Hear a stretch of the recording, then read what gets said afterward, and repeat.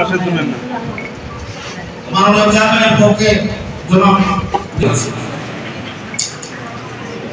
তো আজকে আমি আসসালামু আলাইকুম ওয়া রাহমাতুল্লাহি ওয়া বারাকাতুহু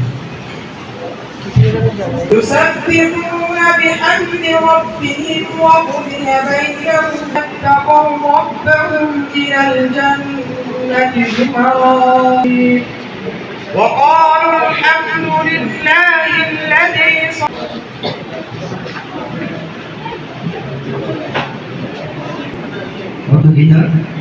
চতুর্থ অধ্যায় জ্ঞানের দুষ্ট করে থাকে যেভাবে আমাকে পূজা করে থাকে আমি তাহাকে সেভাবে সমাজের পক্ষে দেশের সার্বভৌমত্ব রক্ষা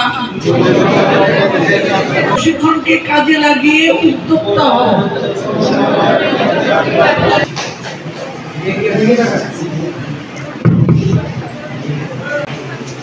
রেমি চাকমা রেডি থাকো।